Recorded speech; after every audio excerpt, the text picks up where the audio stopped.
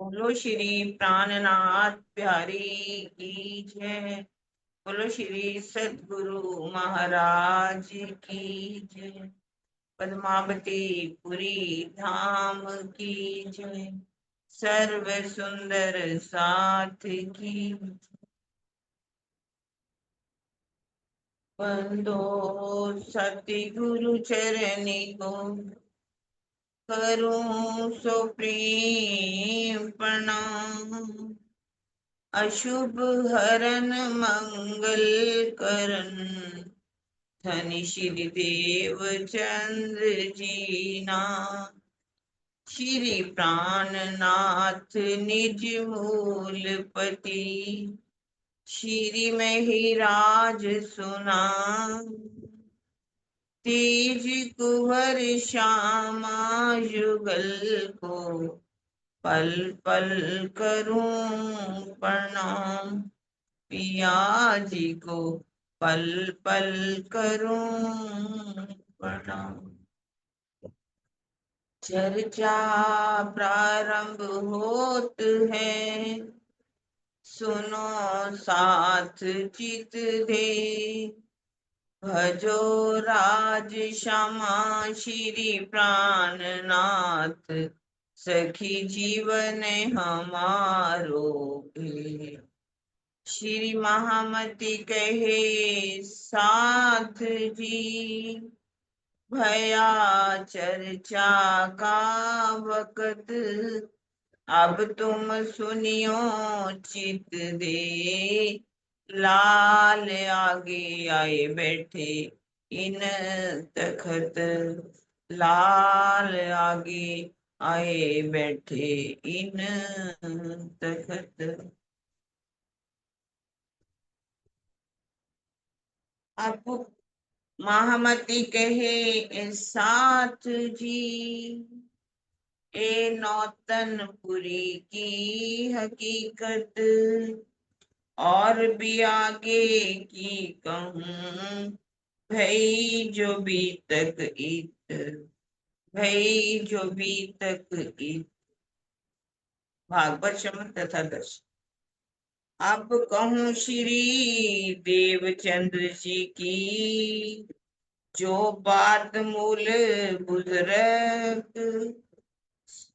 जो मेहर सयन पर करी सुभानुल हक। करी सुभानुल हक। नाम जी साची आप सबके चरणों में मेरा कोटन कोट प्रणाम। आप अक्षाती धाम के धन प्राणों के प्रीतम लालदास जी की धाम हृदय में विराजमान होकर के हमें बीतक साहब के अंदर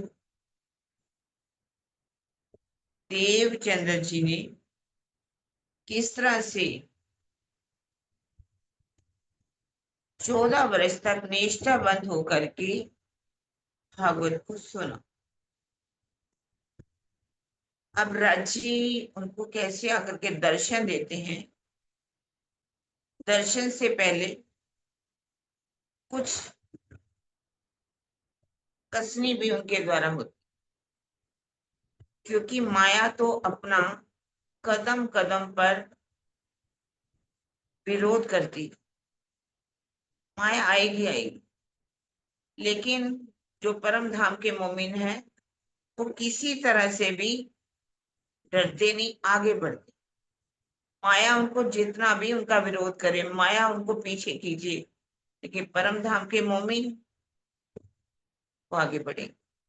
अब कुछ ये कसनी हुई भी क्यों?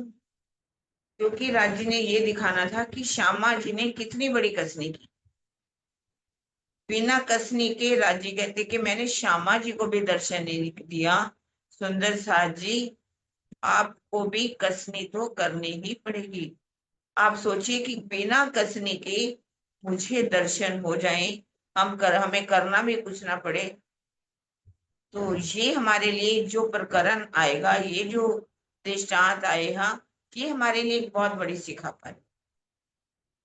यदि कोई प्रधानमंत्री अपने किसी रिश्तेदार को बहुत अच्छे पद पर बिठा दे, भले वो योग्य ना हो, तो लोग तो उस पर उंगली उठाएंगे ही उठाएंगे।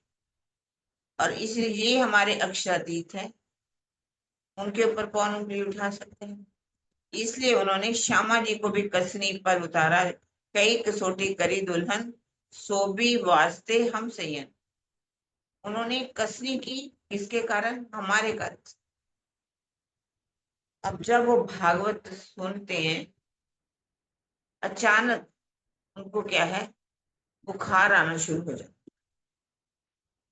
बुखार भी एक दिन नहीं, 2 दिन नहीं, 3 दिन नहीं, कई दिन तक देखा जब बुखार हो रहा है, पर वो भागवत सुनने निष्ठा बंद होकर के जा रहे हैं। क्योंकि उन्होंने 14 साल के अंदर कोई भी ऐसा दिन नहीं था कि जिसे सोचा हो कि आज मैं भागवत सुनने नहीं जाता, चलो कोई बात नहीं। इतने उम्र हो गई सुनते सुनते, बुखार इतना तेज है, हाथ पांव जो है पूरी तरह से सिर ढक लेते हैं, चल पड़ते हैं। अब कहते कितनी लगन हो गई, 10-12 दिन का बुखार होने लगा। मत्तू मेहता जी ने देखा कि देवचंद्र जी को तो बुखार ठीक नहीं हो रहा। तब वो गए और वैद्य जी को बुला करके ले गए। वैद्य जी ने उनकी आखिर नाड़ी को देखा और कहा, देखो मैं आपको काढ़ा बना करके दे रहा हूँ, काढ़ा दे रहा हूँ, आप इन्हें पिला दीजिए, लेकिन शर्त एक रहेगी कि इनको वायु नहीं लगनी चाहिए, हवा नहीं लगनी चाहिए। यदि हवा लग गई तो इनको सन्नीपात का रोग हो जाएगा। और ये भी एक ऐसा सिर का रोग है जिसमें जो मरीज है वो बड़बड़ाने लगता है, और बड़बड़ा करके मतलब ये बुखार जो है पागल भी हो सकता है, मृत्यु भी हो सकती है। मधु मेहता जी कहते, देखो मैं किसी तरह से भी इनको भागवत, क्योंकि माता जी ने उसी समय बोल दिया कि अभी कुछ समय बाद ही भागवत सुनने का समय आ जाएगा और ये भागवत सुनने जाएंगे। उन्होंने काढ़ा वापस ले लिया, जो दवाई दी थी, कहा कि मैं आपको नहीं दूंगा। अगर इनको कुछ हो गया तो ये बात किसके ऊपर? मेरे ऊपर आएगी कि उस वैद्य ने दवाई थी तो मेरे पास कौन आएगा इलाज कराने के लिए। पतु मेहता जी कहते, देखो मैं इनको नहीं जाने दूंगा। धर्म है, देह है तो धर्म, क्योंकि लिखा हुआ है कि जो यदि शरीर है तो हम धर्म का कार्य कर सकते हैं। शरीर माध्यम खलो धर्म साधनम। लेकिन देवचंद्र जी क्या कहते हैं? धर्म है तो देह है, धर्मो रक्षति रक्षिता। यदि हम धर्म का पालन करते हैं तो धर्म जो है हमारी छतरी के समान रक्षा कर। इसलिए तुम्हें भागवत सुने अवश्य ही जाओ। लेकिन पिताजी ने उनको दिलासा दे दिया कि चिंता मत करो, मैं इनको किसी तरह से भी जाने नहीं दूं। अब काढ़ा बन गया, पिला दिया गया। कुछ समय के बाद ही उसी समय भागवत सुनने का समय आ गया। उन्होंने उठे, सिर पर कपड़ा बांध लिया, हाथ में लाठी ले ली और शॉल ओढ़ करके चल दिए सोने के लिए। पिताजी ने क्या किया, बाहर से जो कुंडी थी वो लगा दी। जोर से आवाज दे रहे हैं, दरवाजा खोलो, दरवाजा, मुझे भागवत सुनने जाना है। आवाज मुख से क्या निकल गई, जब उन्होंने देखा कोई दरवाजा नहीं खोला तो क्या बोलते हैं, रे मूर्खो, मैं मरने का नहीं, मेरा देखोगे आकार, उत मेरी आत्म जाएगी, तुम्हें नहीं विचार। मुख से क्या निकल जाता है, रे मूर्खो, मैं मरने का नहीं। ये शब्द जो है वो अपने पिताजी के लिए कह रहे हैं, क्योंकि दिल में जब तड़प हो मिलने की और कोई इसमें बाधा आ जाए तो ऐसे समय में कोई ना कोई शब्द निकल ही जाता है, भले ही वो पिताजी क्यों ना हो। वरना वो अपने पिताजी के लिए ऐसा शब्द कभी भी प्रयोग नहीं कर सकते थे कि रे मूर्खों, मैं मरने का नहीं, क्योंकि वो तो शालीनता की मूर्ति थी। किस तरह से अपने पिताजी के लिए ऐसा शब्द बोल सकते सकते थे। जब पिताजी ने कुछ दरवाजा नहीं खोला, अचानक ही भूख उनको सिर चक्कर आया और वो पीछे पीठ के बल गिर गए। जैसे ही आवाज आई, लील माता ने देखा, कुंवर भाई ने, कि देवचंद्र जी गिर गए, तो खम्मा खम्मा करके बोलने लगी। बहुत ऐसे शब्द बोले कि आप दरवाजा क्यों नहीं खोलते, मेरा बेटा गिर गया है। पिताजी ने जैसे ही दरवाजा खोला, देखा देवचंद्र जी तो गिरे पड़े, बेहोश की अवस्था, मूर्छित अवस्था में जा चुके हैं। बहुत आवाजें लगा रहे हैं, देवचंद्र जी उठो, देवचंद्र जी उठो, देखो कांजी भट्ट के जो बुलवा है तुम्हें बुलाने आए हैं, यदि तुम उठ जाओ मैं तुम्हें स्वयं छोड़ करके आता हूँ, तुम उठ जाओ। लेकिन उनको आवाज नहीं सुनाई दे रही और पूरी तरह से मूर्छित अवस्था में पड़ी हुई। बहुत ही जब आवाजें दे रहे हैं, कुछ समय बाद ही, लगभग लिखा हुआ एक आधी घड़ी बाद, अर्थात 35 मिनट का समय हो जाता है, 34-35 मिनट का समय, तब वो उठ करके बैठ जाते और अपना मुंह हाथ बांधते हैं, लाठी उठाते हैं और भागवत सुनने के लिए चल देते हैं। पिताजी कहते, बेटा तुम कहो तो मैं तुम्हें छोड़ आता हूँ, अब मैं तुम्हें कभी भी मना नहीं करूंगा, तुम जाओ और अपनी भागवत को। वहां पहुंच जाते सभा मंडप में। जब सभा मंडप में पहुंच जाते, किसी को ये नहीं बताते कि मुझे बुखार हुआ या मैं कैसे आया, चुपचाप जाते हैं, भागवत सुनते हैं और वापस लौट आते हैं। इस तरह से करते करते 10-15 दिन बीत जाते हैं, क्योंकि उस समय भी क्या हुआ था, कुछ समय बीत चुका था, बुखार उतर गया था, पसीना इतना आया, बुखार उतर चुका था, जिसके कारण वो भागवत सुनने जा सके। 10-15 दिन में अब वो पूरी तरह से ठीक हो जाते। अब यही कसने की हद, अब ये उनकी कसने की हद थी। अब राजी ने भी आकर के, एक दिन वो कथा में बैठे हुए थे सभा मंडप में, तो राजी ने आकर के दर्शन दिया, जिसमें छुपाई आती है, वह किशोर अति सुंदर स्वरूप जो खेला वृंदा। किस स्वरूप ने आकर के दर्शन दिया? वह किशोर अति सुंदर स्वरूप जो खेला वृंदावन, देख श्री देवचंद्र जी ने कहा, जैसी गवाही रही। जिस स्वरूप ने दर्शन दिया आकर के, वह स्वरूप कैसा था? अति सुंदर, किशोर सूरत। और लिखा, जिस स्वरूप ने दर्शन दिया, वो स्वरूप कौन था, कौन सा था? जिसने ब्रिज के अंदर और रास में आकर के लीला खेली थी, वृंदावन में जिस स्वरूप ने लीला खेली थी, उस स्वरूप ने आकर के दर्शन दिया। और अब इस बात में कुछ का कहना है कि उनको देवचंद्र जी को किसने दर्शन दिया आकर के? जिस स्वरूप, जैसा स्वरूप जो वृंदावन में जिस रूप ने आकर के लीला की थी, उस स्वरूप ने आकर के दर्शन दिया। लेकिन अगर हम अपनी भीतर को अच्छी तरह से देखें और वृत्तांत मुक्तावली में, सुंदर सागर में भी अगर देखें, तो उसमें जो दर्शन दिया, किस स्वरूप ने दर्शन दिया, बहुत सुंदर चौपाइयां जो हैं उसमें लिखा हुआ है कि राज्य ने जब दर्शन दिया आकर के, उनका स्वरूप कैसा था? उनका स्वरूप था, उन्होंने सफेद रंग का बागा पहन रखा था और केसरिया रंग की इजहार पहनी हुई थी। छुपाई है, चरणी अंग केसरी झलके, बागो श्वेत जड़ित रंग झलके। चरणों में क्या है? केसरी रंग की सूतनी है, केसरी रंग की जो है चरनियां है, और उनका बागा कैसा? श्वेत रंग का।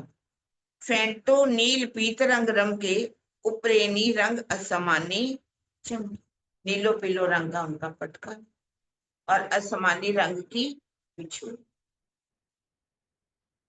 और इसी तरह से वृत्तांत मुख जो वृत्तांत मुक्तावली है उसमें भी राज्य का जो स्वरूप दिखाई दिया उसका वर्णन भागा है बहुत सुंदर। केसरिया रंग की इजाहत, नीलो न पीलो रंगा पद का है, आसमानी रंग की पिछोरी है, जिस स्वरूप ने आकर के दर्शन। लेकिन यदि ये कहा जाए कि जब उनको आकर के जिस स्वरूप ने दर्शन दिया वो जो है वृंदावन वाला स्वरूप था।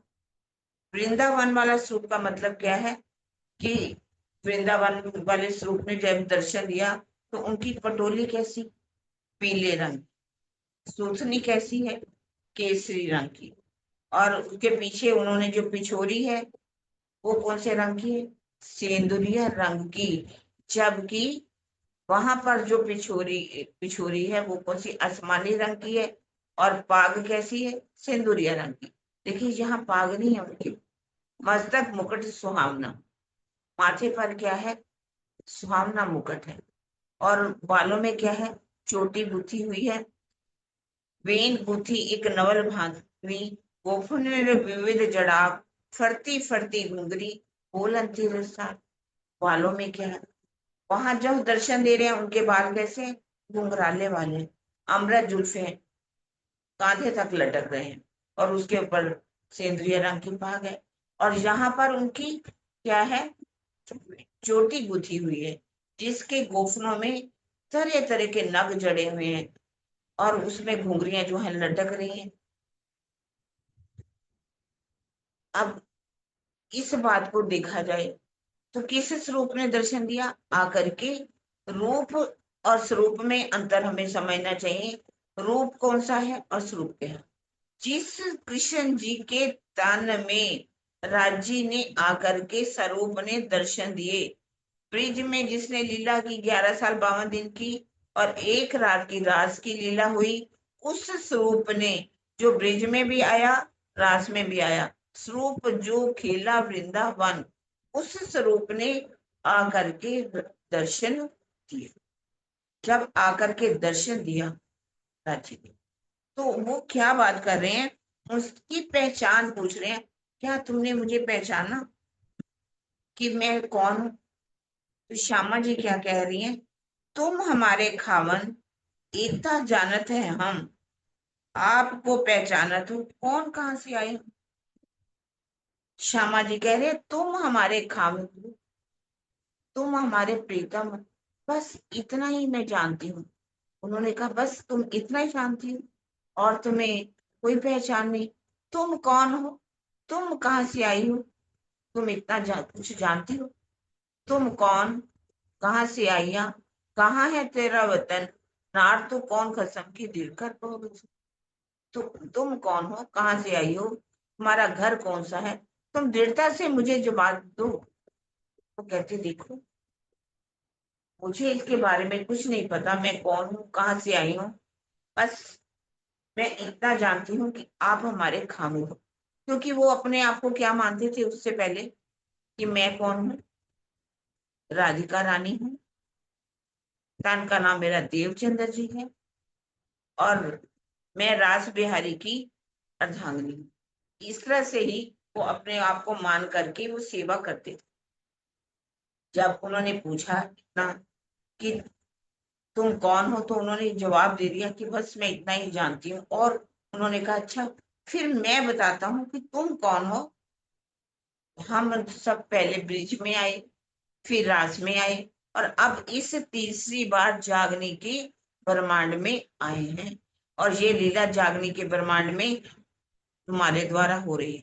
उन्होंने कहा कि मैं अकेली आई हूँ या मेरे साथ कोई और भी है। कहते तुम अकेली नहीं आई, तुम्हारे साथ 12,000 आत्माएं आई हैं, और तुमको अब क्या करना है, उनको जगा करके लेकर के आना है। वाणी में भी आता है, लियाए बुलाओ तुम रू अल्लाह, रूहें जो मेरी आशिक, रबद किया प्यार वास्ते कहियो कहलाया हक। ये श्यामा जी तुम जा करके, तुम ना तो देवचंद्र जी हो, ना तुम राधिका रानी हो, बल्कि तुम कौन हो, परम धाम की श्यामा महारानी हो, और तुम्हें उन 12,000 आत्माओं को जो तुम्हारे साथ आई हुई है उनको जगा करके लेके आना। कहते अच्छा, फिर ये बताओ कि वो आत्माएं कहाँ पर होंगी और इस मुझे कैसे उनको जगा करके लेकर के आना, और ये भी बताओ कि आप इसके बाद कहाँ जाओगे। वो कहते मैं कहीं नहीं जाऊंगा, अंदर तुम्हारे आकार के आए के बैठे हैं। कहते हैं कि यदि आप ही मेरे अंदर आकर के बैठोगे, आप ही आत्माओं को जगाओगे, तो और मैं इससे आपसे क्या प्रश्न पूछूं। और ये भी कह दिया कि ये भागवत कागज तुम्हारा, तुम्हें खुले कलाम। ये जो भागवत है, इसके अंदर जो भी गुज रहस्य लिखे हुए हैं, ये सब और जितने भी धर्म शास्त्र हैं, उनके भाव जो हैं वो अब तुम्हारे द्वारा खुलेंगे।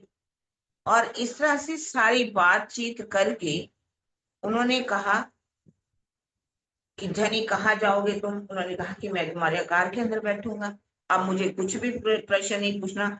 एक कहे तारतम बीज वचन। ये क्या है? तारतम बीज वचन कहा, अर्थात ये वाणी का सार है, जिसमें उन्होंने अपनी पहचान बताई कि तुम कौन हो, मैं कौन हूँ, हम कहाँ के रहने वाले हैं, ये 12,000 आत्माएं जो आई हैं, वो सबको तुम्हें जुगा करके लेकर के आए। इस तरह से जब बातचीत हुई, उनके धनी उनके अंदर आकर के बैठ गए। कहा जाता कि उस समय उनको उनकी जो सुरता है ब्रिज में पहुंची, रास में पहुंची, और जागनी के ब्रह्मांड में कैसे आई, सारी लीलाओं को देखने लगी, परम धाम के 25 पक्षों को भी देखने लगी। जैसे ही उनके राज्य से बातचीत हुई, राज्य उनके अंदर आकर के बैठ गए। अब उन्होंने कहा कांजी भट्ट को, कांजी भट्ट, आज के बाद मेरी इंतजार नहीं करना, अब मैं आपके पास नहीं आना। और ये कह करके जब वो अपने घर आकर के बैठे, घर में उनकी सुरता तो पहुंचने लगी, तब उनके द्वारा एक चौपाई का अवतरण हुआ। निज नाम श्री कृष्ण जी, अनादि अक्षरातीत, सो तो अब जाहिर बे, सब विद वतन। अब यहाँ पहले तो एक बात को क्लियर करते हैं कि जब उनको दर्शन हो रहे थे, वहां पर कांजी भट्ट कथा कर रहे हैं, बहुत से श्रोतागण भी बैठे हुए, क्या उनको आवाज नहीं सुनाई दी? क्या उनको पता नहीं चला आपस में बातचीत हो रही? ये भी लिखा हुआ है कि उनको जब दर्शन हुए तो खुली आंखों से हुए, आंखें बंद करके उनको दर्शन नहीं हुए। राजी ने उनसे बातचीत भी की, लेकिन ये राजी की ऐसी कलाकारी। अब बातचीत हो रही है, बातचीत कर रहे हैं, लेकिन किसी को कोई बात सुनाई नहीं। ये बात किसके अंदर हुई? सिर्फ देवचंद्र जी के अंदर और राजी के। इसके लिए एक बहुत अच्छा उदाहरण भी है। जब महाभारत हो रही थी, महाभारत के अंदर दर्शन किसने दिया? कर विष्णु भगवान ने अब दर्शन दिया आकर के, अपना चतुर्भुज रूप जिसे कहा गया है, विशाल रूप में आकर के उनको जब दर्शन दिया, और अंदर जोश की शक्ति के द्वारा उनसे बातचीत हुई, गीता का पूरा ज्ञान दे दिया, गीता का ज्ञान दिया। ज्ञान जो है किसके अंदर, कौन कौन सुन रहा है उसको? उस उन्होंने आकर के जिसने ज्ञान सुनाया, जब सुना किसने? अर्जुन ने। और उस ज्ञान को किसी ने भी नहीं सुना। और बाद में भी कहा जाता है कि उस लीला को किसने देखा? ध्यान के द्वारा संजय ने, जिसे संजय उवाच कहा गया। अब यदि वो ज्ञान सुनाया, वो स्वरूप ने, जिस स्वरूप ने दर्शन दिया करके, किसी को ना तो वो स्वरूप दिखाई दिया, ना वो ज्ञान ही सुनाई दिया। इसी तरह से ही यहाँ पर भी उनको जब दर्शन दिया गया, राजी ने आकर के दर्शन दिए, ना तो कांजी भट्ट को कुछ पता चला, ना श्रोतागण को।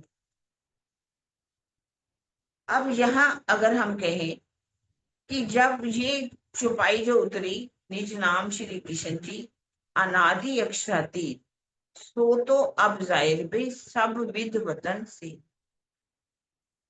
ये जो चौपाई उतरी, ये चौपाई किसने कही? ये पहली चौपाई जो है वो राजी कह रहे हैं, दो चरण, और आगे के जो दो चरण है वो कह रहे हैं श्यामा जी। उन्होंने आकर के कहा कि मेरा नाम क्या है? श्री कृष्ण जी। निज नाम श्री कृष्ण जी, और पर हूं कौन मैं? अनादि हूं और अक्षर। और अब तीसरा चरण कह रहा है, सो तो अब जाहिर बे सब विद वतन से।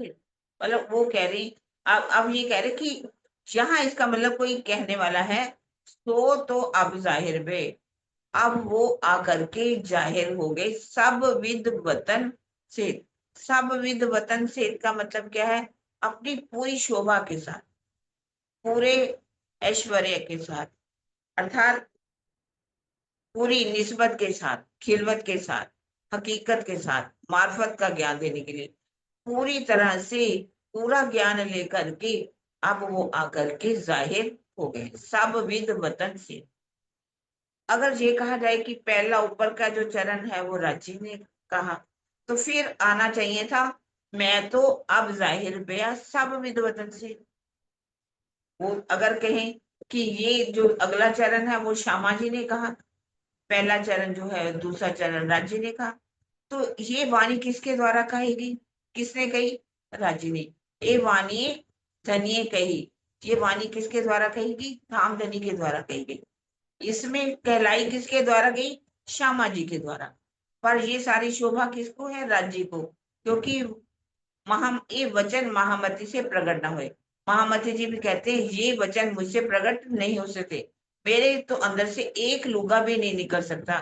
धनी कहे जो है, ये वाणी जो है अंतर्गत कहे वो जागृत वाणी के वचन जो किसके द्वारा कहे जा रहे हैं? राज्य के द्वारा कहे गए, क्योंकि वाणी राज्य के द्वारा उतरी है। तो ये श्यामा जी की भी कही नहीं है, महामती जी की भी कही हुई नहीं है, किसी की भी। हाँ, शोभा के लिए हम कह सकते हैं, जैसे धनी ने शोभा कहीं जसिया को दी, कहीं छत्रसाल जी को दी, कहीं ललिता जी को दी। वाणी तो राज्य ने की, शोभा भले ही किसी को भी दी जा रही। यहाँ ये भी कहा जाता है कि जो तारतम है वो 16 अक्षर का होना चाहिए। 16 अक्षर का मतलब क्या है? निज नाम श्री कृष्ण जी अनादि अक्षराती, इसमें 16 अक्षर जो पूरे हो जाते। ऐसे एक पदम पुराण ग्रंथ है जिसमें चूड़ामणि जी ने ये जो वचन कहे हैं, जो उन्होंने अपना मंत्र दिया है, वो मंत्र क्या कहा जाता है कि 16 अक्षरों का है। इसलिए हमारा मंत्र भी 16 अक्षरों का ही होना चाहिए। और तारतम को जब देते हैं तो यही दे दिया जाता है, निज नाम श्री कृष्ण जी अनादि अक्षर। तो यदि अगर हम गायत्री मंत्र को भी देखें, तो गायत्री मंत्र में भी 24 अक्षर है। एक बृहति है, इस तरह से कुछ छंद है जिसमें कोई 36 अक्षर का है, कोई 48 अक्षर का है। तो इसमें कोई बाध्य नहीं है कि कितने अक्षर का होना चाहिए। आज राम लक्ष्मण हनुमान देवी आसाराम, ना जाने कितने कितने मंत्र बन गए। ये कहा जाए कि मंत्र सिर्फ एक ही होना चाहिए, दो भी नहीं हो सकते। तो मंत्र जो है, जब अगर वैष्णव की मत की तरफ ही दिया जाए तो उनके भी मंत्र अलग अलग हैं। ओम नमो भगवते वासुदेवाय, ओम नमो नारायणाय, नारायण का भी है, वसुदेव का भी है। इतने ही मंत्र हैं, तो हम इसको बांध नहीं सकते कि दो मंत्र कैसे हो जाएंगे। निज नाम श्री कृष्ण जी अनादि अक्षर थी, सो तो अब जाहिर में सब विध वतन से। क्योंकि जब ये उतरा तो ये देवचंद्र जी के द्वारा पहली चौपाई उतरी, लेकिन जब महाराज जी दीप बंदर में जाते हैं तो दीप बंदर में दूसरी, तीसरी, चौथी, पांचवी चौपाई जो है उतर जाती। और उसके बाद जब अनूप शहर में वाणी का अवतरण होता है, प्रकाश हिंदुस्तानी में अवतरण होता है प्रगट वाणी का, तो वहां पर छठी चौपाई भी जुड़ जाती है और वहां पर जो तारतम्य में निज नाम श्री किशन जी था वो वहां पर क्या आ जाता है, निज नाम श्री जी साहेब जी अनादि अक्षर। क्योंकि वाणी किसको बुझानी थी, सकुंडल साकुमार को जागृत करना था। साकुमार की आत्म किस कान में आई हुई थी, औरंगजेब में। वो कौन था, मुसलमान था, जो कि हिंदुओं का मुख देना देखना भी पसंद नहीं करता था। कि कोई हिंदू सामने प्रातः काल अगर उसके सामने आ भी जाता तो क्या करता था, वो उसका गला काट देता था कि आज मुझे काफिर का दर्शन, काफिर को मैंने देख लिया। इसलिए वो अगर कृष्ण जी के नाम से उसके सामने सनद ग्रंथ को दिया जाता तो शायद वो पढ़ना भी पसंद नहीं करता। इसलिए वहां पर तारतम जो है राज्य के द्वारा ही उतरा कि निज नाम शिवजी साहिब जी अनादि अक्षर थी। अब शिवजी किसे कहते हैं, साहिब किसे। श्री जी का अर्थ होता है अनंत अनंत शोभा वाले, और यही अर्थ साहिब का भी बनता है। वेद ग्रंथों के द्वारा श्री जी कहा जाता है, और कतेब ग्रंथों में अगर हम देखें तो उनको साहिब कहा जाता है। कोई अंतर नहीं है, शिव जी साहिब कहा जाए। अगर परंपराएं जो होती हैं, परंपरा के हिसाब से देखा जाए तो परंपराएं जो है दो तरह से होती है। एक चलती हुई आई, एक सत्य परंपरा होती है, और एक जिसका रिवाज चला आ रहा है वो परंपरा है। अगर हम एक परंपरा से देखें जो चलती आ रही है तो निज नाम श्री कृष्ण जी है। अगर सत्य परंपरा देखे, वाणी के द्वारा देखे, वाणी को अगर हम माने तो वाणी के अंदर अनेकों चपाइयां हैं जिसमें स्पष्ट लिखा हुआ है कि निज नाम शिव जी साहिब जी। रोशनी पार के पार की तई साहिबे नाम धराए, भाई दुनिया साफ मुसाब से मुझसे कजा कर। किसके द्वारा, तई रोशनी पार के पार की, पार का जब ज्ञान दिया, आगे का ज्ञान देने लगे तो उन्होंने अपना नाम क्या बनाया, शिवजी साहेब। एक चौपाई ग्रंथन में आती है, नर नारी बूढ़ा बालिक चित इलम लिया मेरा बूझ, तीन साहेब कर पूजा अर्श का यही। तो इस तरह से अगर हम देखें तो मान्यता के रूप में निज नाम जिसका इच्छा हो वो निज नाम से जी साहिब कह सकता है, जिसकी इच्छा हो वो क्या कह सकता है, निज नाम श्री कृष्ण जी को हो जाए साहिब को। अपनी आत्मा की गवाही देखनी चाहिए कि हमारी आत्मा क्या गवाही देगी। अगर कहें कि तारतम जो है एक ही होता है, दो नहीं होती, तो यदि समाज के अंदर इतने तारतम फैले हुए, इतने मंत्र, मंत्र का अर्थ क्या होता है, हम इसको मंत्र कह देते हैं। मंत्र का अर्थ होता है मननाद इति मंत्र है, अर्थात जिस मंत्र के अंदर अपने इष्ट के गुण जो है सभी लिखे हुए हैं। जैसे कि हमारा तारतम है निज नाम शिव जी साहिब जी अनादि अक्षरादि, सो तो अब जाहिर बे सब विद वतन से। अब वो जो है आकर के जाहिर हो गए हैं सब विद वतन से। श्री श्यामा जी वर सत्य है, सदा सत सुख के दाता। वो क्या है, सदा सत सुख के दातार हैं। श्यामा जी की जो प्रीतम है, सखियों के जो प्रीतम है, सुख के दातार। वाणी मेरे प्यू की न्यारी जो संसार, निराकार के पार थे तीन पार के भी पार। ये वाणी कहा कि निराकार के पार थे, निराकार के भी पार, तीन पार के भी पार। वाणी मेरे प्यू की न्यारी जो संसार, ये सारे संसार से न्यारी है। और ये कहाँ का ज्ञान देती है, निराकार का तो देती है, क्षर ब्रह्मांड का भी देती है, योग माया। लेकिन ये वाणी कहाँ की है, उस पार के पार, तीन पार के भी पार, उस परम धाम का ज्ञान जिसमें खिलवत परिक्रमा सागर श्रृंगार की वाणी है, जिसमें वो पार का ज्ञान देती है, जिसका अर्थ आज दिन तक नहीं खुला था। जिसको कहा गया निज नाम सोई जाहिर हुआ, जाके सब दुनिया राह देखत, मुक्त देसी ब्रह्मांड को आए ब्रह्मात्म से। जिस धाम स्वरूप और लीला के बारे में आज दिन तक कोई नहीं जान पाया था, उस स्वरूप उसका वर्णन जो है ये वाणी हमें कराती है। इन सार में कई सत्य सुख, सो मैं निर्णय करूं निर्धार। ए सुख देव ब्रह्म सृष्टि को, तो मैं अंगना नार। क्या कह रहे कि इस वाणी का मैं मंथन करूं, ये सतवाणी मत के लियो जो इनको सार, इसका मैं सार लूं। इन सार में कई सत्य सुख, सो मैं इस सार का वर्णन क्या है? मैं कौन हूँ, कहाँ से आई हूँ, मेरी आत्मा का प्रीतम कौन है। मुझे अपनी आत्मा को जागृत करना है। मुझे ये सुख जो मुझे मिला है, इस सुख को मैं सारी अपनी आत्मा को अगर दूं, तो मैं क्या हूं? अंगना नार हूं। और कहा आयो अनंत घर घर, जब इस सत सुख अंग में तब छूट जाए विकार।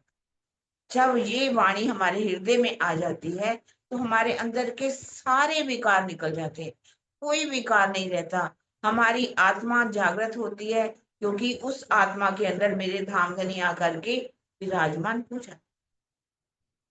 क्योंकि इस जो हम तारतम पढ़ते हैं, इस तारतम में हमारे प्रीतम की पूर्ण पहचान है, हमारी पहचान है, हमें क्या करना है और कैसे हमें सुख मिलेगा, क्या क्या वायदे हमने राज्य से किए, क्या क्या हमें पूरे करने हैं।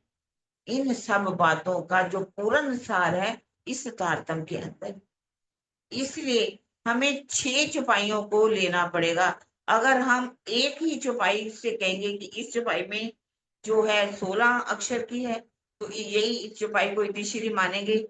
ये हमारा एक तारतम बीज वचन है। इसके अंदर एक पहला बीज पड़ा, लेकिन इसके फलस्वरूप में हमारी 17,857 जो चौपाइयां हैं आती, पूरी वाणी ही हमारी तारतम है। हम इन 6 चौपाइयों को तारतम नहीं कह सकते।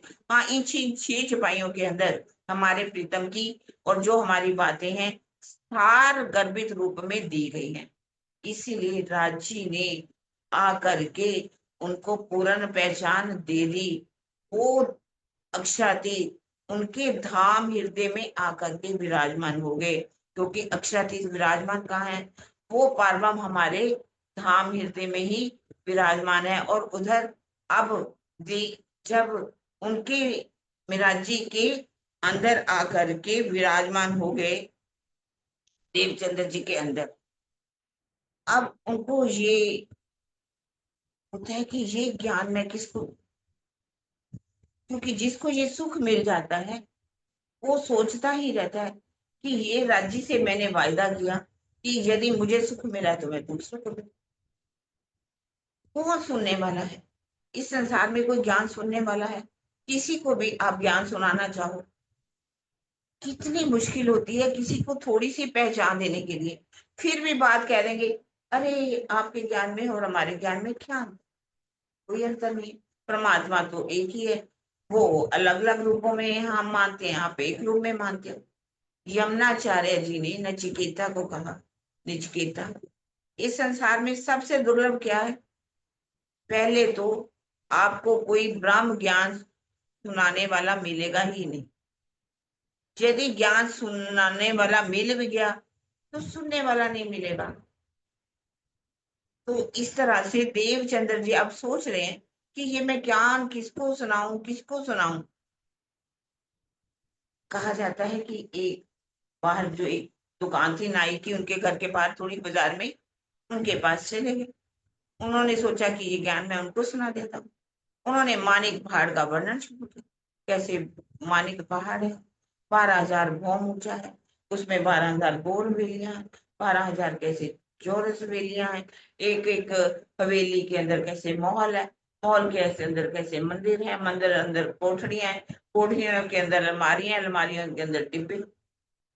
अब जब ऐसे मानिक पहाड़ का उन्होंने वर्णन करना शुरू किया, तो वो कहता है कि नाई कहता, भाई आप ऐसा करो, मुझसे कुछ पैसे ले लो, ये कपड़े बंद करो और आप यहाँ से जाओ।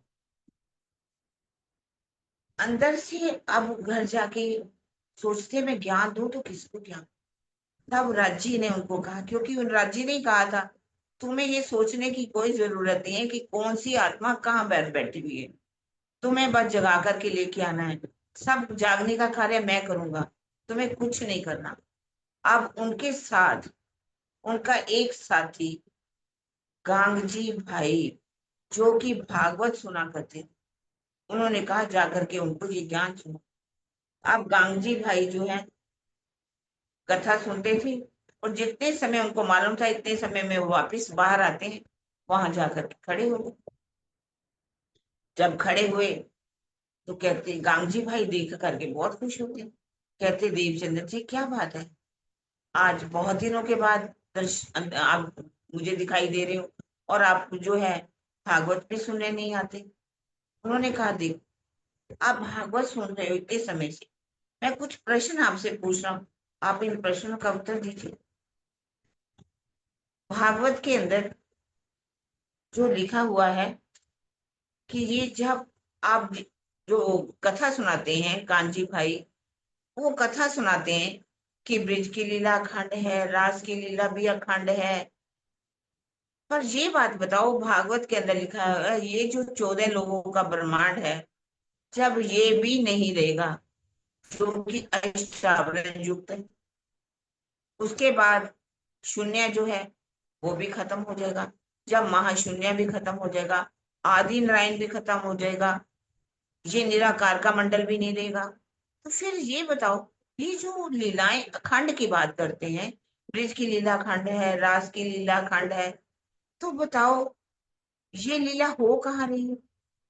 उन्होंने कुछ और भी प्रश्न पूछे कि जो ब्रिज की लीलाएं हैं, ब्रिज में जब बांसुरी की आवाज गोपियों को सुनाई दी, उन्होंने वो तन छोड़ छोड़ करके निकली। कहीं पर उनके तनों का संस्कार करने का बताया हुआ श्रीमद् भागवत में? कहते नहीं। फिर ये भी लिखा हुआ है कि जब अगले दिन वो उठी तो घरों में ही उठी, तो वो कौन सी गोपियां थी, कैसे उठी? जब वो तन छोड़ छोड़ करके मिली और फिर वो अगले दिन उठी भी।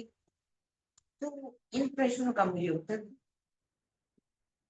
अब वो गांधी भाई कहते हैं भाई भागवत तो हम दोनों ही इतने समय से सुनते आ रहे हैं, आप भी सुनते थे और मैं भी सुनता था, अब बात क्या है, ये प्रश्न आप लाए कहाँ से, ये लीलाओं की जो बात कर रहे हो? कांजी भट्ट ने तो कभी ऐसी कथा सुनाई नहीं कि वो लीलाएं अखंड कहाँ पर। अब वो उनको बताने से नहीं सुनाने जा रहे हैं, सुना रहे हैं बात को। इधर पनिहारन एक आती, जल भर के जाती है, एक घड़ा भर के ले आती है, फिर दूसरी मटका भरने जाती है, तीसरी बार फिर जाती है।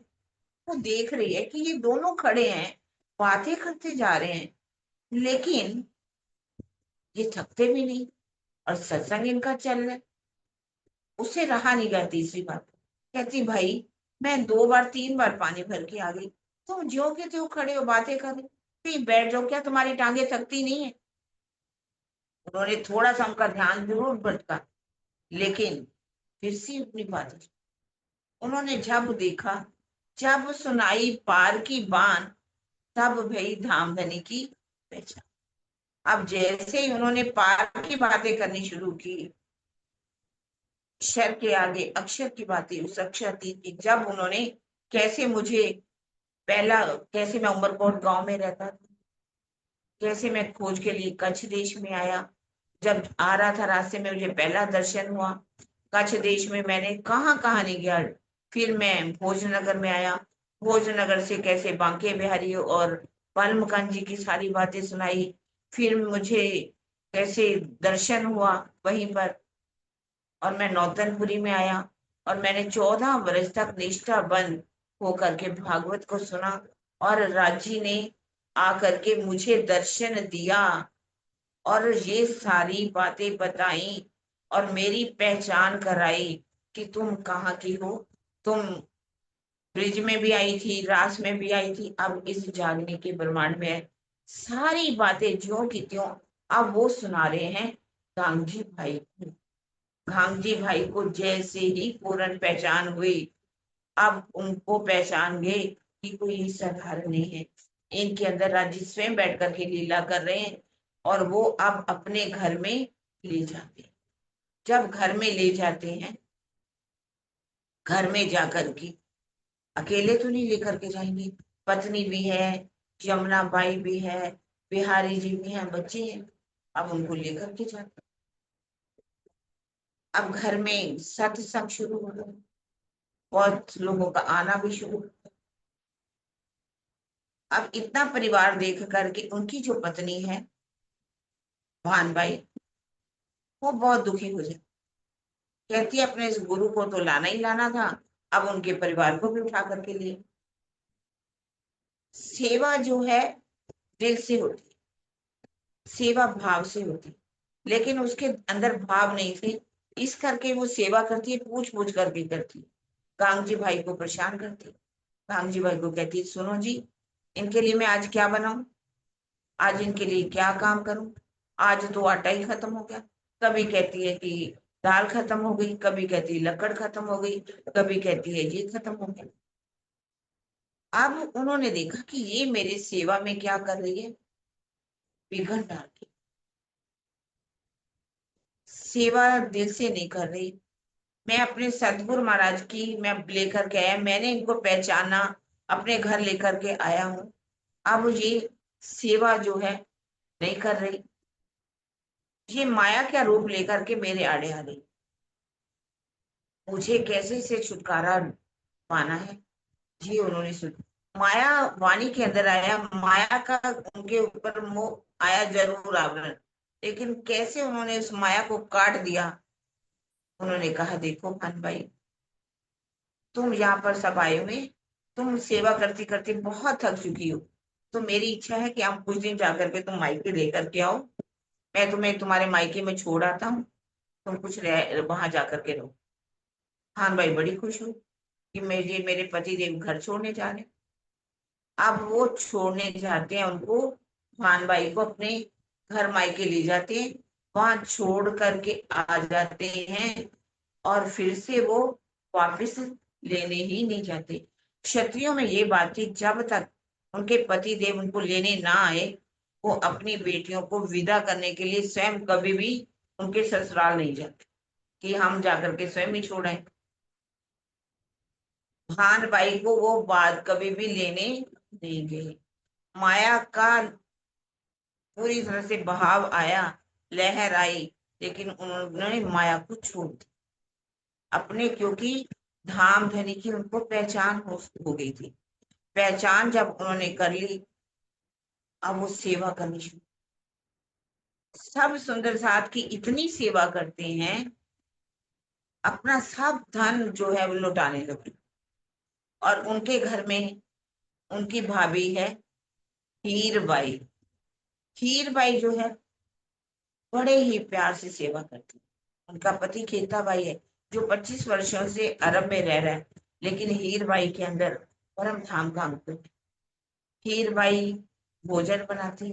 अब जो राजी हैं, उन्होंने पहले ही कह दिया था, जिस समय दर्शन दिया था, जिस तरह से मैं तुम्हें नजर आ रहा हूँ, दिखाई दे रहा हूँ, इस तरह से खुली आंखों से अब तुम्हें कभी भी दर्शन नहीं होगा। तुम जो पूछना हो पूछ लो। अब उनको दर्शन तो नहीं देंगे। अब क्या है, उनके अंदर से जो आवेश है वो निकलता है, और आवेश रूप कृष्ण जी का रूप धारण करके आता है, और आकर के तीनों समय भोजन करते हैं। आकर के प्रातः काल भी आते हैं, दोपहर को भी आते हैं, रात को भी आते हैं। वाणी के अंदर लिखा हुआ है। हीर बाई कभी उनके लिए क्या भोजन बनाती है, कि कभी कहती है आकर के हीर बाई आज क्या बात है, तूने सब्जी में नमक डाला ही नहीं। फिर कभी कहते हैं आज तुमने 2 बार इतना खारा बना दिया क्योंकि नमक ज्यादा डाल दी। कभी मिठाइयां लेकर के आते हैं, मिठाइयां लेकर के आते हैं, तो कभी क्या कहते हैं कंसेड़ी, क्योंकि एक दिन कहा जाता है कि भोजन थोड़ा तैयारी नहीं हुई। उन्होंने बात कहा कि आज क्या बात है हीर भाई, भोजन में क्यों देरी होगी। कहने लगे कंसेड़ी जो थी वो टूट गई है, इसलिए कंसेड़ी ना होने के कारण भोजन बनाने में देरी हुई। फिर वो सोने की कंसेड़ी लेकर के आती है। और यहाँ क्या है, आड़िका लीला होती है। आड़िका लीला जो है और चमत्कारी लीला में बहुत अंतर है। आड़िका लीला जो है पहचान के लिए थोड़ा सा प्रकृति के विरुद्ध बात हो जाती है, लेकिन चमत्कार जो लीला होती है वो बहुत ही अलग होती है। चमत्कार लीला में जैसे कि कोई लीला करके दिखाए कि मैं इतने समय के लिए जमीन में बंद हो रहा हूं और इतने समय बाद इसको खोलना, लोग क्या कहेंगे, अरे बहुत बड़ा चमत्कार हो गया, इतने समय तक जमीन में बंद रहा, अब इसको जमीन से निकाला गया, ये जिंदा ही निकला। कोई हवा में उड़ने लगे तो लोग उसको चमत्कार मानते हैं, कहते हैं, जहां चमत्कार वही नमस्कार। लेकिन ये चमत्कार नहीं थे, ये आड़ी का लीला थी, जो धनी ने अपने सुंदर साथ को जगाने के लिए आड़ी का लीला की। पर आड़ी का लीला भी ऐसी होती है, आड़ी का लीला का असर जो है कुछ समय के लिए रहता है। जैसे कि 313 आत्माएं जागृत हुई, लेकिन फिर से वो माया में सो। अब आड़ी का लीला हो रही, उनके घर में उनका जो गांधी भाई का बेटा है, उसका नाम क्या है? श्याम। श्याम जी की पत्नी का नाम क्या है? अजबाई। जो अजबाई है, उनका नाता कहाँ पर है?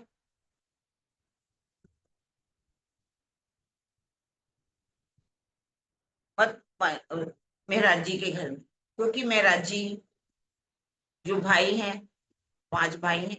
सबसे बड़े भाई क्या है? हरबंस ठाकुर। दूसरे भाई हैं सांवलिया ठाकुर। तीसरे भाई हैं गोवर्धन ठाकुर। और चौथे हैं मेहराज ठाकुर। और पांचवे हैं उद्धव उद्धव उद्धव ठाकुर। ये 5 भाई हैं। पिता जो है केशव ठाकुर, माता जो है धन भाई है। अब कहते हैं उनका जन्म 1600 भादो भादोवदी 14, भादोवदी 14 को रविवार रवि प्रातः काल 9 बजे उनका जन्म। और अब उनकी उम्र हो जाती है 12 वर्ष 2 महीने 4। उस समय की बात है। उससे पहले क्या होता है, कुछ दिन पहले अजबाई जो है अपनी बुआ, क्योंकि हरबंस ठाकुर जो था, उनकी पत्नी का नाम था मेघबाई। मेघबाई जो थी, उनकी बुआ लगती थी अजबाई की, वो अपनी बुआ के पास अक्सर आया करती थी। कहते, बुआ आप हमारे घर चलो ना। हमारे घर आकर के कृष्ण जी दर्शन देती है। और दर्शन कभी वो मिठाई लेकर के आते हैं, कभी कंसेड़ी लेकर के आते हैं, कब भोजन करने प्रतिदिन आते हैं, आप ही आकर के दर्शन करो ना। कहती है मेघबाई, अक्सर आकर के बोला करती थी। कहती चलो ना बुआ। कहती अच्छा मैं आऊंगी। तब वो अपने देवर को कहती है, गोवर्धन ठाकुर को, गोवर्धन जी तुम जाओ और जाकर के देख के आओ, क्या ये वास्तव में बातें ठीक भी है? जा अजबाई वैसे ही बातें करती है आकर के। अब गोवर्धन जो है वो क्या कहते हैं अपनी पत्नी को, कहते हैं पद्मा को, पद्मा तुम जाओ और जाकर के देख के आओ अजबाई के घर में क्या लीला होती। अजबाई कहना मानती है अपने पति का, और वो चली जाती उनके घर में। इसका मतलब जो है, जो गांगजी भाई हैं वो भी क्षत्रिय जाति के थे, और जो केशव जी हैं वो भी क्षत्रिय जाति के। इसीलिए उनके उनकी बुआ भतीजी का जो रिश्ता था क्षत्रिय के घर में हुआ था। ये क्षत्रिय जाति कैसे बनी? लोहाना जाति जिसे कहा गया। लोहाना जाति के वो थे, जयचंद था एक जयचंद। उसने किसी कारण से वहां के जितने भी ब्राह्मण लोगों थे वो उनका हवन नहीं करते, बिल्कुल भी। यदि भी कोई भी काम कराना होता था वो मना कर देते, उनके साथ उनका झगड़ा चल रहा था। कुछ क्षत्रिय थे जिन्होंने मंत्र इत्यादि इजाद कर रखे थे। उनको कहा कि आप जो है हमारा ना यज्ञ करवा दीजिए। क्षत्रियों ने भी मना कर दिया कि हम आपका यज्ञ नहीं कराएंगे। तब कहा जाता कि उन्होंने जयचंद ने उन जाति वालों को वहां से निकाल दिया, और वो इधर जामनगर की तरफ काठियावाड़ में एक ऐसा किला बनाया, लाल ऐसा किला बनाया, जिसमें जाकर के रहने लगे, जिसको कहा गया लोहाना। लोहाना जाति, यह होती क्षत्रिय जाति, लेकिन लोहा का एक उन्होंने किला बनाया जिस कारण से लोहाना जाति उनको कहा जाता। अब पद्मा जो है वहां पर आती है उनके घर में, चर्चा सुनती है। अब देखती है कि वहां पर कृष्ण जी दर्शन देते हैं, आकर के भोजन करते हैं, सारी लीलाओं को देखती है। अब जाकर के घर में बताती है कि सचमुच में अपने गोवर्धन पति को कहती है कि वहां पर लीलाएं होती हैं, कृष्ण जी आते हैं, दर्शन देते हैं। तब गोवर्धन जी भी वहां पर जाते हैं उनका दर्शन करने। जैसे ही वो सतगुरु महाराज के जा करके चरणों में प्रणाम करते हैं और जाकर के क्या कहते हैं कि जगाओ मेरी आत्मा, आप मेरी आत्म को जागृत करो। और कोई हो तो क्या मांगे, दुनिया की कोई भी वस्तु मांगे, हमारे को कोठी दे दीजिए, बंगला दे दीजिए, पत्नी दे दीजिए, कुछ भी, बच्चे दे दीजिए, नौकरी दे दीजिए, लेकिन उन्होंने दुनिया की कोई वस्तु नहीं मांगी। क्योंकि दीन लो या दुनिया दोनों मिले ना एक हो। अब उन्होंने क्या मांगा, दुनिया नहीं मांगी, दीन मांगा कि मेरी आत्म को जागृत कर दीजिए, मैं अपनी आत्म को जागृत करने के लिए आया हूं। अब वो वहां बैठ करके चर्चा सुनती, चर्चा में दर्शन भी होते हैं कृष्ण जी की, लीलाएं भी होती हैं, लेकिन इतना मन उनका लगने लगता है, घर में आते हैं, आकर के यूं कहते हो, चर्चा भी सुनाते हैं, लीलाओं का वर्णन भी करते हैं। जब उनके घर में अंकुर जागृत हुआ तब मेरा राज्य की उम्र थी 12 वर्ष 2 महीने 10 दिन। और इस तरह से प्रतिदिन आकर के 6 दिन बीत जाते हैं। उस समय 12 वर्ष 2 महीने 4 दिन की उनकी उम्र थी, और 6 दिन हो जाते हैं आकर के जब वो बातें बताते हैं कि आज ऐसा दर्शन हुआ, आज कृष्ण जी आए, आज ऐसी बातें करी। अब मेरा राज्य के अंदर कौन है, इंद्रावती जी की, इंद्रावती जी की आत्म तड़फने लगती है, कब मैं जाऊं, कब मैं जाऊं। क्योंकि जो परम धाम की आत्म होती है वो एक लवे होसी टूक टूक, बेहद वनज का होए का साथी, एक लवे होसी टूक। अब जैसे ही वचन सुनते हैं, भैया मुझे ले चलो ना, भैया मुझे ले चलो ना। लेकिन गोवर्धन जी जो है इतना मस्त कहते, कल मैं पूछ के आऊंगा तुम्हें ले चलूंगा, लेकिन इतना जाकर के मस्त होते हैं, पूछते ही नहीं। इस तरह से करते करते जब 6 दिन बीत जाते हैं, उनकी आयु हो जाती है 12 वर्ष 2 महीने 10 दिन। आज तो उन्होंने कहा भैया मैं आपके साथ जाऊंगा ही जाऊंगा, रोने लगे, रोते रोते रोते रोते उनके पीछे पीछे जा रहे हैं। और जा करके जैसे ही गांगजी भाई का घर, जिसे चाकला मंदिर कहा गया, वहां पर जा करके वो कहते हैं देखो भैया, मेरा आज तुम बाहर बैठो, मैं गुरु जी से पूछ के, सतगुरु महाराज से पूछ करके आऊंगा, तब मैं तुम्हें अंदर ले जाऊं। वो बाहर दरवाजे पर बैठ जाते हैं। अब गोवर्धन जी जाते हैं सतगुरु महाराज के पास, कहते सतगुरु महाराज, आज मेरा छोटा भाई रोता रोता मेरे पीछे आ गया, वो आपका दर्शन करना चाहता। उन्होंने कहा गोवर्धन जाओ अपने भाई को लेकर के आओ, क्योंकि जब बचपन होता है ना, बचपन में जो बुद्धि होती है बहुत निर्मल होती है, उसमें किसी प्रकार की कोई चालाकी नहीं होती, कोई माया नहीं होती। आप जाओ उनको लेकर के आओ, क्योंकि ध्रुव जो था उसको भी 5 वर्ष में भगवान के दर्शन हुए। अब यहाँ पर ध्रुव की बात की जाती है, ध्रुव कौन था, जो ध्रुव था, कहा जाता है कि एक उत्पान राजा हुए थे बहुत बड़े, और उनकी 2 रानियां थी, एक थी सुनीति और एक थी सुमति, सुमिति। जो सुनीति थी वो अच्छी तरह कर्तव्य का पालन करती थी, उसके हिसाब से वो थी बड़ी, उनका बेटा था ध्रुव, और जो छोटी रानी थी उसका बेटा था उत्तम।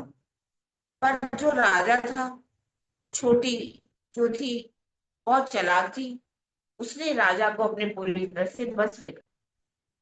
जब एक बार राजा जो है युद्ध लड़के जैसे ही आया, और आरती उतारने के लिए महारानी जो रानी है वो आगे जाती है, और आज बड़ी रानी ना जाकर के छोटी थाली लेकर के पूरा सजा करके तिलक करने के लिए पहुंच गई। वहां के वजीर ने कहा कि ये जो है गलत हो रहा है, यहाँ पर अधिकार किसका बनता है? बड़ी महारानी का।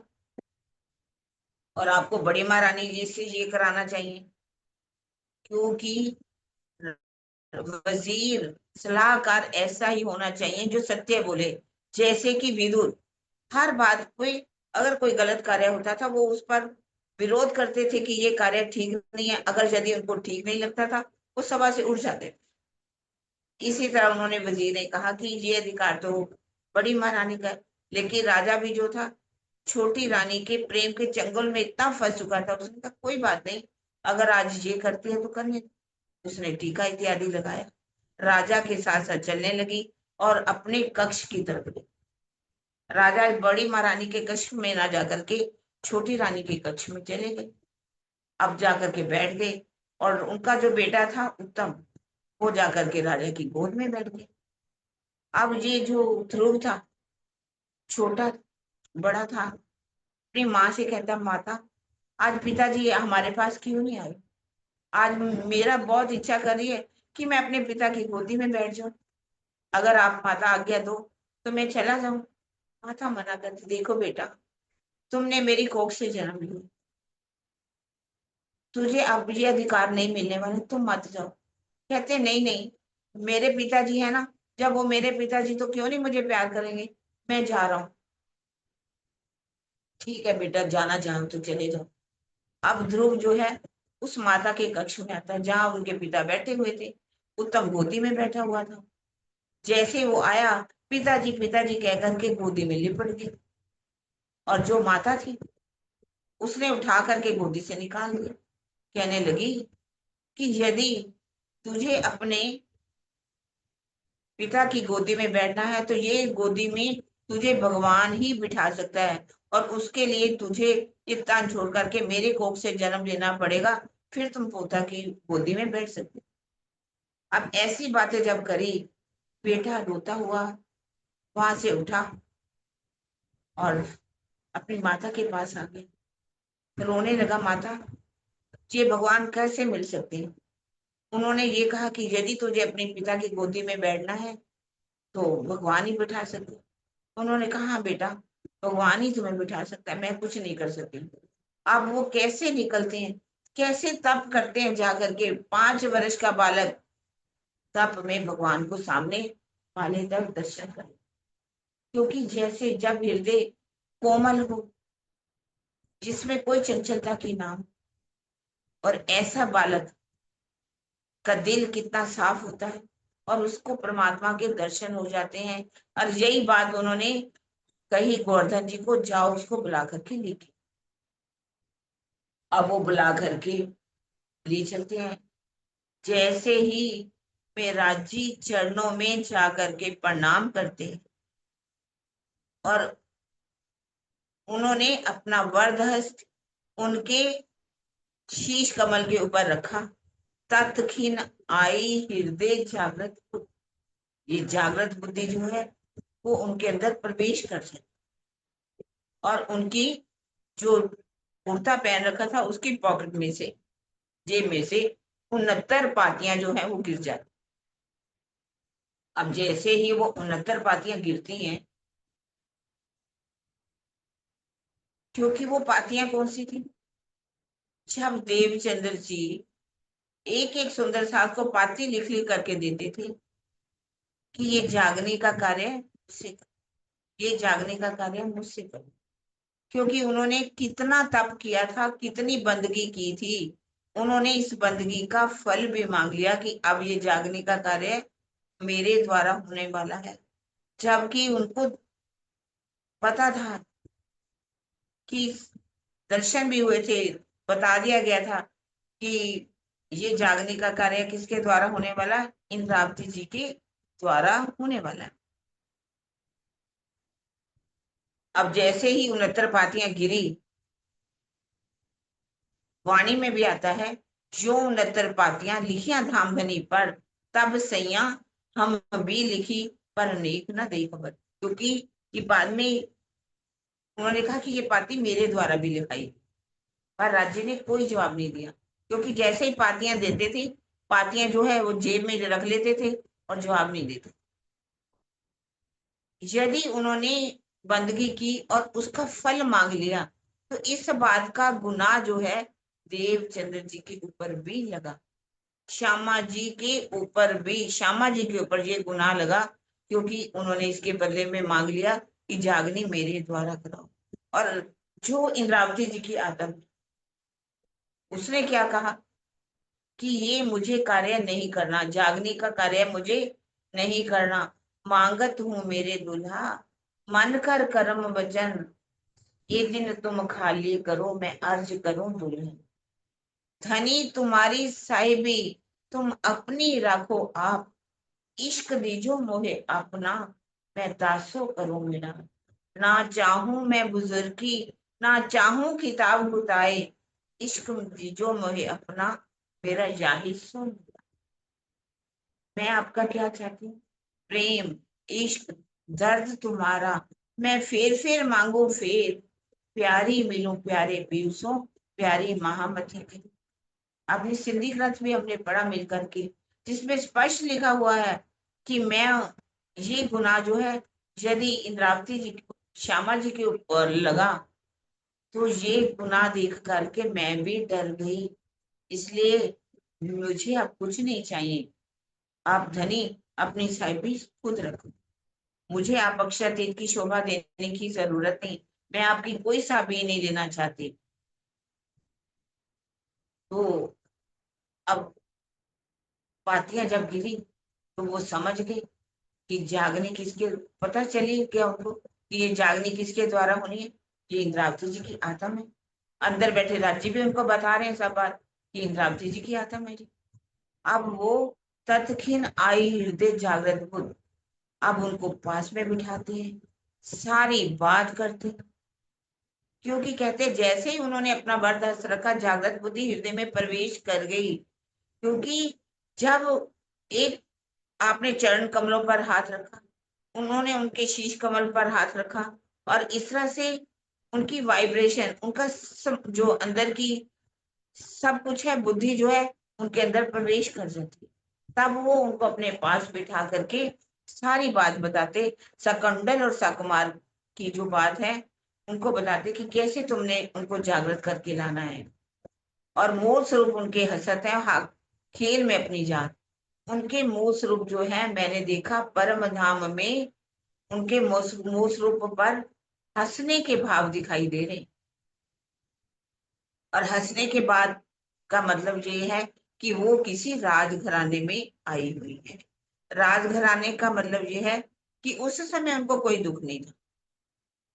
ऐसा कि बहुत से सुंदर साथ प्रश्न भी करते हैं कि बाद में तो उन्होंने बहुत 76 साल जी उन्होंने बहुत दुख देखे, लेकिन परिवार कौन सा मिला था उनको? राजाओं का परिवार था। अपने मामा के घर भी रहे तो बहुत अच्छी तरह से रहे, भले ही उनको कष्ट अवश्य ही देखना पड़ा, पर उनके जो भाव हैं उस समय जब देखा, तो उनको हंसते हुए दिखाई दिए। हंसने का मतलब ये है कि पार आत्म के ऊपर भाव जो है हंसी के दिखाई दे रहे हैं। कभी रोने के भी दिखाई देते हैं, कभी हंसने के भी दिखाई देते हैं। जैसे कि अक्सर देखा जाता है कि कभी कभी एक छोटा सा बच्चा है, वो सो रहा होता है, गहरी नींद में है, लेकिन कभी उसके ऊपर वो हंसता है, कभी रोता है। कभी उसको पुरानी बातें याद आने लगती हैं, वो हंसने लगता है। कभी कुछ बातें ऐसी हैं, वो याद करके रोने भी लगता है। तो ये भाव जो है जागृत होकर नहीं है, पर आत्म के ऊपर जो भाव जो है वो दिखाई दे। उनको ये था कि शकुंडल और सुकुमार की को तुम्हें जागृत करके लाना है। उन्होंने उनको कह दिया कि जागनी तुम्हारे द्वारा होगी, और इसके बीच में जो आत्माएं हैं वो भी जागृत हो जाएंगी, और ये आत्माएं किसी राजघराने के अंदर हैं। अब सारी बातें और भी बहुत सी जागने की बातें होती हैं। अब प्रतिदिन दोनों भाइयों में इतना प्रेम हो जाता है, इतना प्रेम बढ़ जाता है, प्रतिदिन चर्चा सुनने हैं। भाइयों में प्रेम भी बहुत ज्यादा, क्योंकि दो नाते की बात थी। एक तो भाई थे, शरीर से भी भाई थे, तो परम धाम का भी नाता था। जिस कारण से प्रेम बढ़ गया। दोनों भाई जब चर्चा सुने जाते, घर के काम से वो अनजान हो जाते, कोई नहीं। और सारा काम किसको करना पड़ता है? सांवलिया ठाकुर को, क्योंकि उनके बड़े भाई जो थे हरबंस ठाकुर और मेघ भाई, वो तो वहां से चले जाते कहीं और काम करने के लिए, उनको कहीं और नौकरी मिल जाती। सांवलिया ठाकुर, उद्धव ठाकुर जो है वो छोटे हैं, वो कैसे काम कर सकते थे? एक दिन दोनों भाई चर्चा सुन करके आ रहे होते हैं, तो बड़ा भाई कुएं के ऊपर स्नान कर रहा होता है। ये बड़ी खुशी से बातें करते हुए आ रहे होते हैं। उसने बहुत काम किया होता है, बहुत ही गुस्सा चढ़ जाता है। जब गुस्सा होता है, गुस्सा हो, तो गुस्से में कहते हैं कि तुम दोनों भाई बहुत ही बिगड़ चुके, अब मैं तुम दोनों भाइयों को कैसे सुधारूंगा? तुम्हारे गुरु जो हैं गामजी भाई और देवचंद्र जी, इनको मैं शहर से जब तक बाहर, पिताजी को कह करके शहर से बाहर निकाल दूंगा। जब ये दोनों शहर से निकल जाएंगे, तब तुम दोनों भाई सुधरो, उससे पहले तुम सुधरने वाले नहीं हो। जब ऐसी बात देखी, गुस्से में उन दोनों भाइयों को बहुत गुस्सा, जब दोनों भाइयों को बहुत गुस्सा आया, उन्होंने, कहा जाता है, तलवार उठा करके सांवलिया ठाकुर के पीछे पीछे भागे। जब सांवलिया ठाकुर के पीछे भागे, तो बीच में कौन आई? माता अनबन, बीच में उन्होंने बचाव किया। अब देखिए दोनों भाई क्यों भागे तलवार के लेकर के? क्या ये उनके लिए ठीक था? अब कहा जाता है कि जब कोई आपके गुरु के खिलाफ बात करे, सतगुरु के विरोध में बात करे, कुछ उनको गलत भाव कहे, यदि आपको मालूम है आपके सतगुरु सत्य हैं, उनके बारे में आप कभी भी कोई बात नहीं सुननी चाहिए। क्योंकि सत्य जो बात है, अगर उसको ना सुना जाए, अनसुना कर दिया जाए, आप जब मौन हो जाओ, तो इसका मतलब ये है कि आपने स्वीकार कर लिया कि आपके जो गुरु हैं, जिस सतगुरु जिसे कहते हैं, वो गलत है। कहा जाता है कि अगर बड़े लोग कोई चुप हो जाते हैं, कोई सत्य बात को दबाया जा रहा है, और यदि बड़े लोग भी वहां पर चुप हो जाएं, मौन धारण कर लें, तो ये उनके लिए ठीक नहीं है। आपको उसके, आप अपना जो है वर्चस्व बनाना चाहते हो, आप उनके लिए अच्छा नहीं आप बुरा नहीं बनना चाहते, आप सोचते हमें क्या लेना देना, जो कहते हैं तो कहने दो, हमें तो चुप रहना, हम उनसे बिगाड़ करके हम क्यों ले। लेकिन इन दोनों भाइयों ने अपने गांधी भाई और सतगुरु के खिलाफ वचन नहीं सुनना चाहिए। कहते हैं कि इन वचनों को नहीं सुनना चाहिए। अगर आप नहीं सुन सकते, तो उस सभा से बाहर चले जाइए, आप उन वचनों को नहीं सुनिए।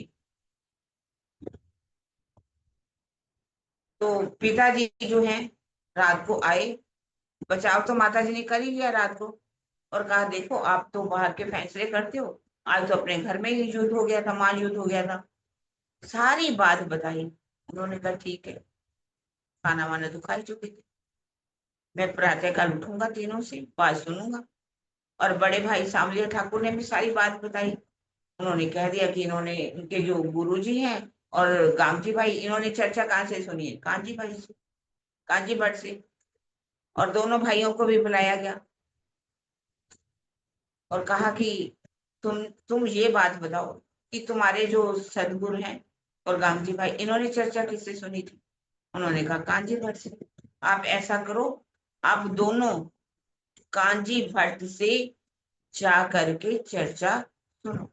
उन्होंने कहा ठीक है, हम कांची भट्ट से चर्चा सुन सकते हैं, लेकिन हमारी शर्त ये है, हम कुछ प्रश्न पूछेंगे, यदि वो उन प्रश्नों का उत्तर दे देते हैं, तो हम वही चर्चा सुनेंगे, कोई चिंता नहीं।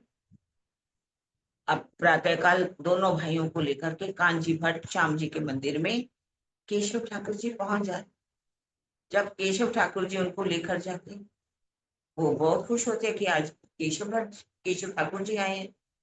चर्चा जब समाप्त हो जाती है, कहते ये दोनों मेरे बेटे कुछ आपसे प्रश्न पूछना चाहते हैं, आप इनके प्रश्नों का उत्तर दो। अब उन प्रश्नों, वो कहते हैं कि हाँ पूछिए, क्या पूछना चाहते हैं? तब वो प्रश्न क्या पूछते हैं कि आप बताइए, तत्व कितने उन्होंने कहा ये कौन सी बड़ी बात, 5 तत्व जल तत्व नहीं, पृथ्वी जल वायु वायु अग्नि और आकाश। उन्होंने कहा गुण कितने हैं, 3 गुण है, सतोगुण रजोगुण और तमोगुण, चौथा गुण नहीं है। उन्होंने कहा प्रलय कितने प्रकार के थे, 4 प्रकार की प्रलय, नैतिक प्रलय, अनैतिक प्रलय, प्राकृतिक प्रलय और महाप्रलय। और लोक कितने, उन्होंने कहा लोक 14 लोग हैं, अतल वितल सुतल तलातल महातल रसातल और पाताल, भूलोक भूलोक स्वर्लोक मरलोक जनलोक तपलोक सतलोक, 15 लोक नहीं। कहते अब बताइए जब महाप्रलय होती है तो ये बताइए कि परमात्मा का निवास कहाँ पर है। उन्होंने कहा कि परमात्मा का निवास कहाँ पर होता है, क्षीर सागर के अंदर, अक्षय वट के ऊपर। अक्षय वट के पत्ता जो है उसके ऊपर वो अंगुष्ठ मात्र होकर के लेटे रहते हैं। और जैसे ही उस द्वारा पहले जब महाप्रलय उसमें जाकर के लेट जाते हैं, जैसे फिर नया ब्रह्मांड बनता है उसमें फिर से आ जाते हैं। उन्होंने कहा कांची भट्ट ये बात बताओ, आपने बताया कि 14 लोगों से 15 लोग हैं, और आपने ये भी कहा कि 5 तत्व से छठा तत्व नहीं, 3 गुण से चौथा गुण नहीं, 4 प्रकार के प्रलय बताई। अब ये बताओ कि जब प्रलय हो जाता है, क्षीर जब 14 लोग के बाद 15 लोग नहीं, तो वो क्षीर सागर कहाँ पर है, वो अक्षय वट कहाँ है, वो पत्ता कहाँ है, तो वो परमात्मा जो उस पर कैसे लेट जाए। अब क्या जवाब दे, क्योंकि क्षीर सागर किसके अंदर बताया जाता है, क्षीर सागर बताया जाता है पाताल के अंदर, नीचे का लोग बताए जाते हैं।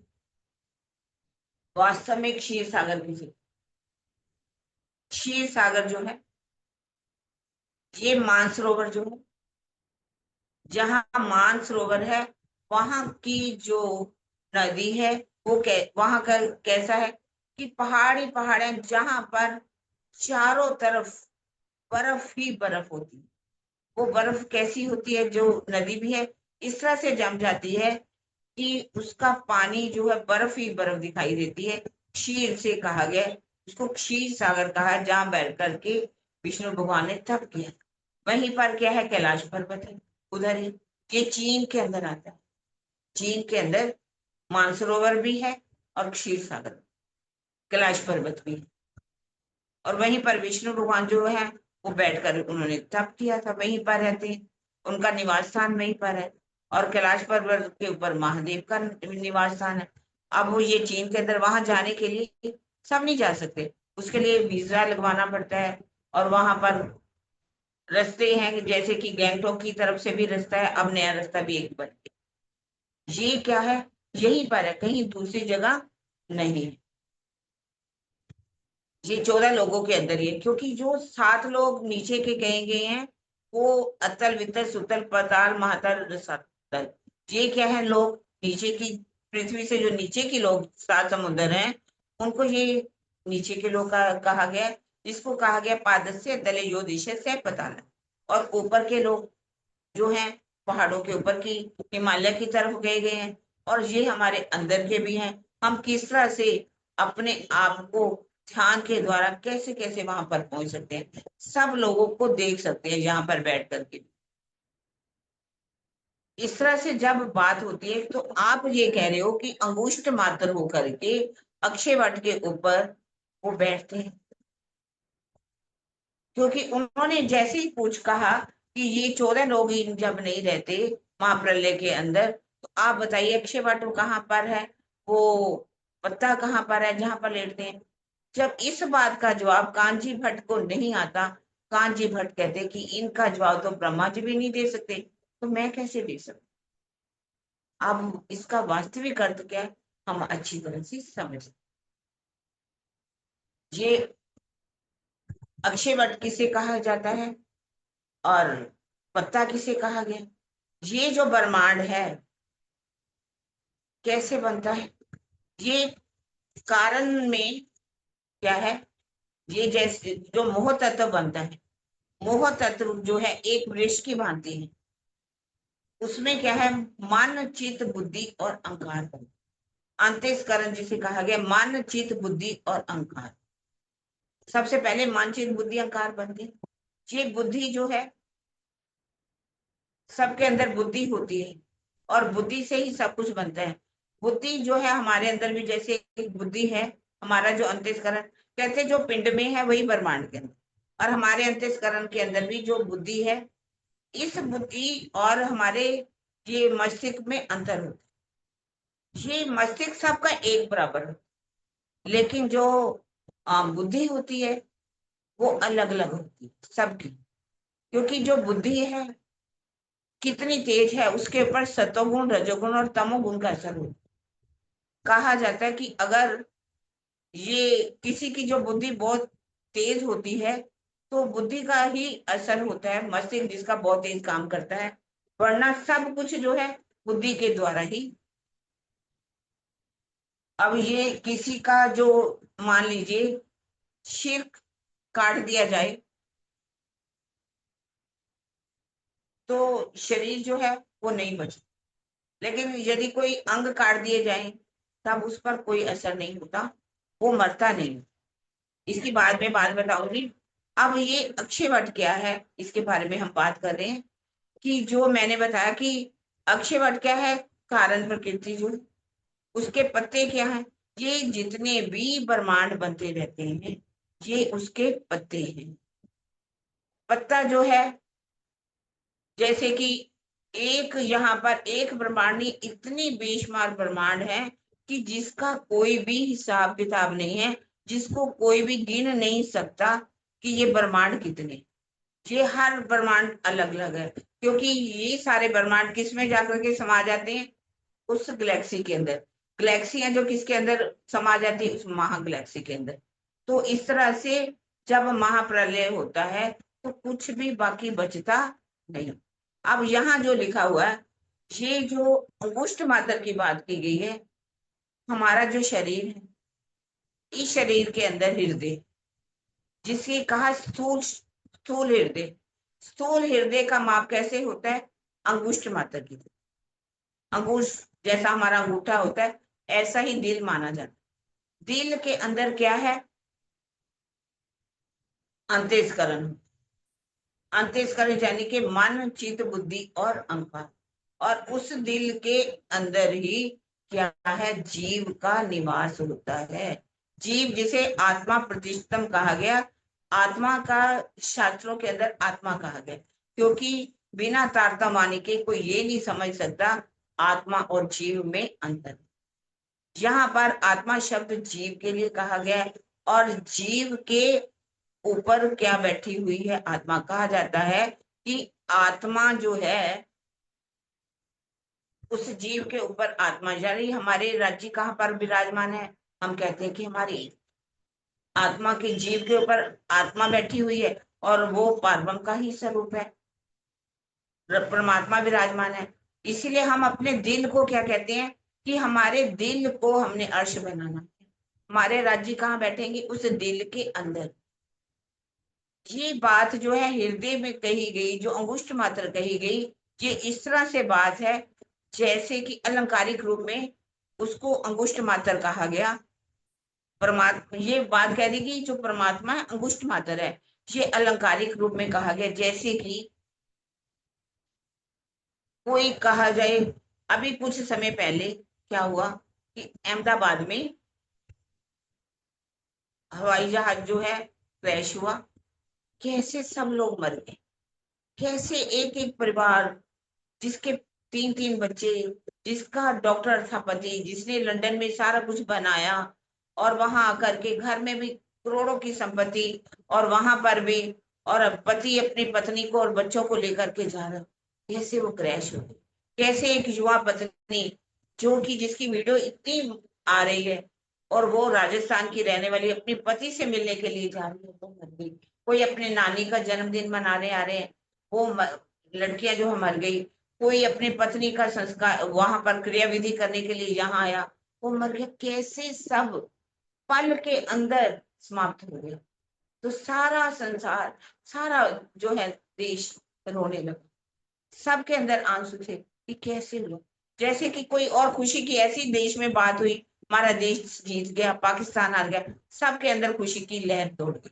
तो ये अलंकारिक रूप में कहा जाता है कि सब रो रहे हैं या सब हंस रहे। इसीलिए इसी अलंकारिक रूप में हृदय के अंदर अंगुष्ठ मात्र हो करके वो पत्ते के ऊपर लेटते हैं। ये दिल हमारा क्या है? अंगुष्ठ। दिल जो है वो अंगुष्ठ मात्र है। उसके अंदर अंतस्करण है। अंतस्करण मात्र बुद्धि अहंकार है, अर्थात वो उसका अंतस्करण किसका? जीव। और जीव के ऊपर बैठी है आत्मा। और उसी आत्मा के अजीव के अंदर पारब्रह्म जो है, कहा गया कि अंगुष्ठ मात्र होकर के रहते हैं। ये भाव जो है कांजी भट्ट नहीं समझ पाए, जिसके कारण से उन्होंने इसको महाप्रलय के साथ घटना को जोड़ दिया और ये कह दिया कि वो अंगुष्ठ मात्र होकर के क्षीर सागर के अंदर लेट गया। ये बात जब पूरी तरह से कांजी भट्ट को समझाई, और अब ये बात सुनी किसने? केशव ठाकुर। केशव जी ने जब ये बात सुनी तो समझ गए कि इनकी पहुंच कहाँ तक है। तब उन्होंने कह दिया, देखो बेटा, तुम जहां चाहो कथा सुन सकते हो, मैं तुम्हें रोकने वाला नहीं हूँ।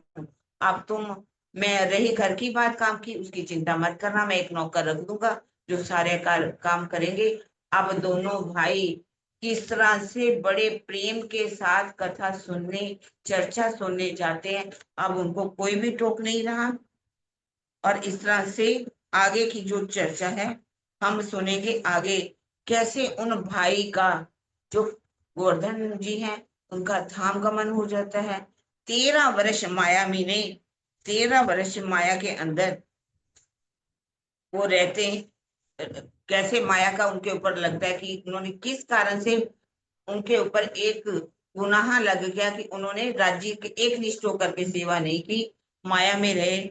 इसकी छुपाई हम कर पढ़ेंगे।